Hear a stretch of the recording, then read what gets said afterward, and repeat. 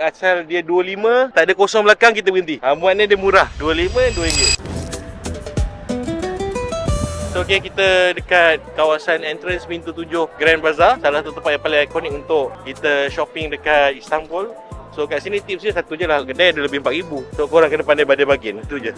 So layout dia lebih kurang lah dengan Grand Bazaar. Cuma saya rasa lane dia macam luas sikit lah. Dan dia banyak perhiasan pakaian. So kita keluar dekat gate 1, dekat dengan Osman Jamik. Okay, masjid ni.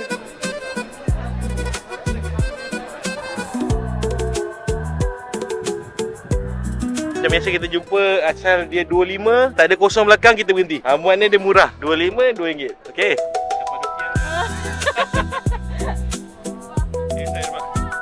So macam tu lah kalau kita jalan-jalan tinggal beli tepi jalan ni macam biasa. Asalkan tepi jalan dia tak ada sewa, so dia much cheaper daripada kedai lah. Dari seronok tawar-tawar tu. Macam mana, okey tak? Happy tak jalan? Penat dah tapi?